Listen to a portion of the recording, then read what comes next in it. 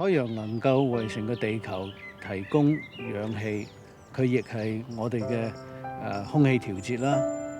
夏天就係冷氣嚟㗎啦，冬天就係暖氣啦。同埋佢有一個好重要嘅地方係提供新鮮嘅糧食啦。咁變咗個海洋嗰個健康指數高咧，我哋咧就會亦健康好多。我哋將一個傳統嘅漁業帶嚟一個革命性嘅改革，因為你而家睇到香港附近嘅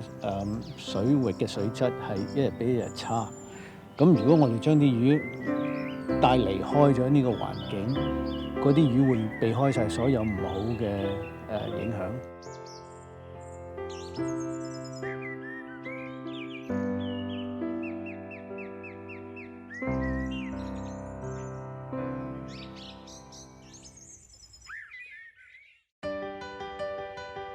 自古以嚟，沙漠中只要有綠洲就可以滋養生命。而家亞洲水產利用科技喺陸地上創建綠洲，為養殖界帶嚟奇蹟。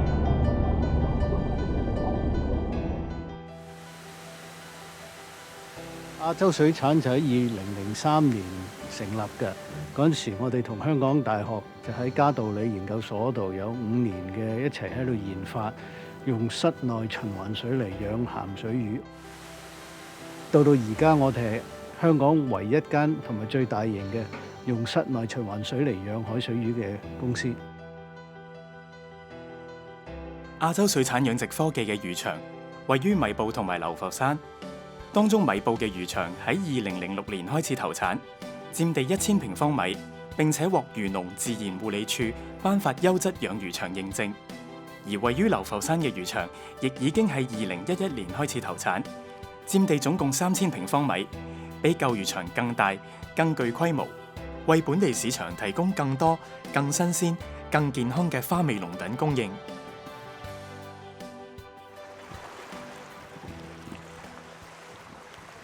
如果喺室外養魚咧，無論喺魚塘或者喺個海度咧，你都係受到大自然嘅影響嘅。你睇下我哋呢度幾逼傑，左邊就係香港嘅堆填區啦，右邊就係蛇口嗰個貨櫃碼頭啦，中間有好多貨櫃船出入，咁兼隔你有蠔排喺中間。咁如果咁多嘢逼埋晒咁少少嘅地方嗰陣時咧，實有污染，實有大自然嘅天氣影響。所以如果我哋將啲魚拎咗入屋入邊，嗰啲魚會避開晒所有唔好嘅影響。我估其實而家好多人根本唔知咩叫新鮮。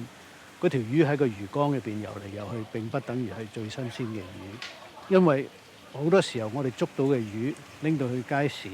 係經過好長嘅時間又周居勞動，嗰條魚係根本已經係唔係最頂級嘅狀態啦。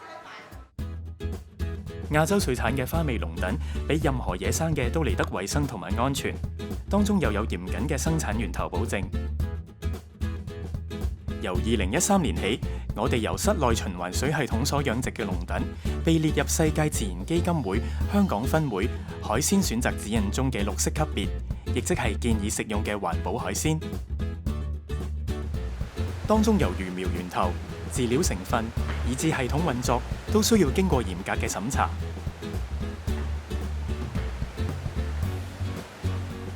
我哋亦係一間富有經驗而且受到重視嘅社會企業。根據聯合國環境與發展世界委員會嘅報告，可持續發展係既能滿足我哋現今嘅需求，又唔損害子孫後代能滿足佢哋嘅需求嘅發展模式。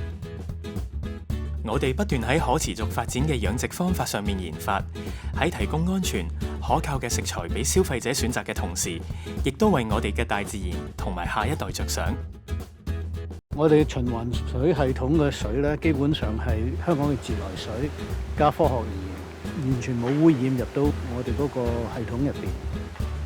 另外，我哋又利用機器過濾同埋生物過濾處理，將廢物抽走，令水保持清潔，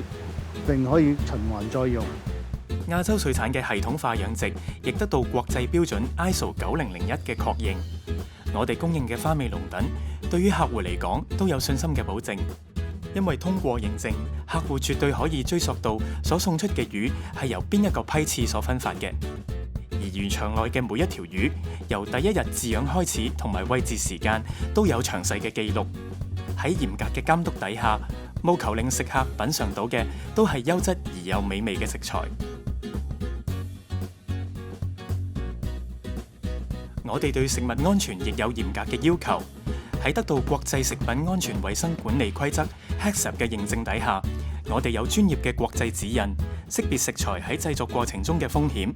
並且喺適當嘅地方加入控制措施，以防患於未然，令用家得到更完善嘅保障。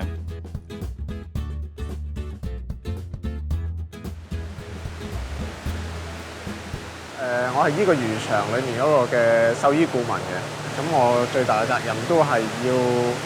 令到嗰個魚個健康咧係一定要保持最高嘅質素啦，同埋令到佢嗰個嘅魚流失嗰個數量咧，亦都係要最少嘅。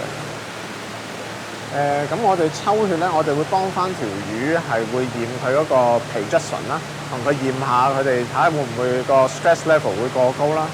我哋亦都會有時會用嗰啲血液咧，嚟 check 下睇有冇任何病毒感染嘅跡象啊，或者佢哋會唔會早期有啲唔妥咧？咁我哋都會用翻佢哋嚟啲血清嚟驗翻嘅。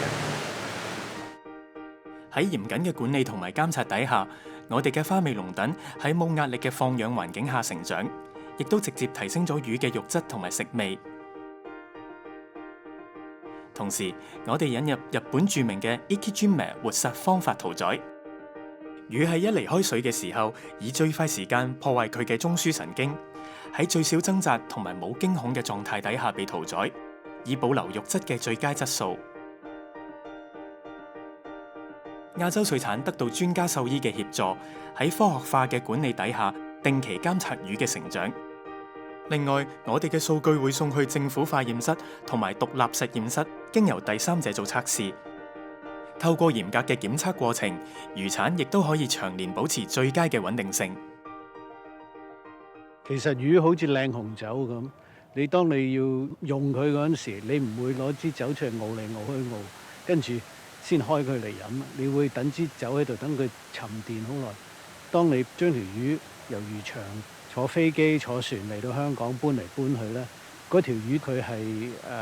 受好大壓力。個魚就會排出好多酵素，令到嗰啲肌肉嗰個狀況係會唔好嘅，即係變咗食落去條魚根本就唔好味嘅。亞洲水產擁有自己嘅專業車隊，每日運送新鮮嘅魚產到唔同嘅地方，當中因為運輸供應本港客戶而所產生嘅碳排放，亦遠比由海外透過陸路、水路同飛機進口而產生嘅碳排放為低。喺零售方面，我哋除咗提供家居上門送貨服務之外，我哋更加直接將品牌放喺超級市場裏面售賣，務求令客人可以享受到每日最新鮮嘅供應。我哋長年都有咁優質嘅魚去推出去市場，同埋啲魚嗰個狀態係好好嘅。我哋係覺得唔需要用海鮮價呢樣嘢嚟賣海鮮。既然我哋而家有咗新嗰套生產方法個穩定價格，點解仲要堅持用翻舊嗰樣嘢呢？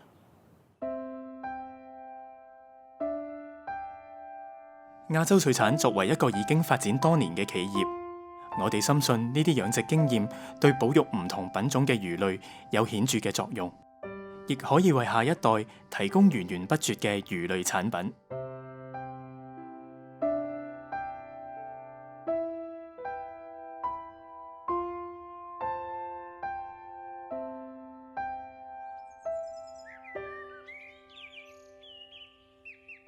我哋咁做法就希望俾消費者有一個好嘅選擇，優質產品，價格係穩定嘅，同埋最主要一樣嘢，令到個海大自然可以唞唞氣。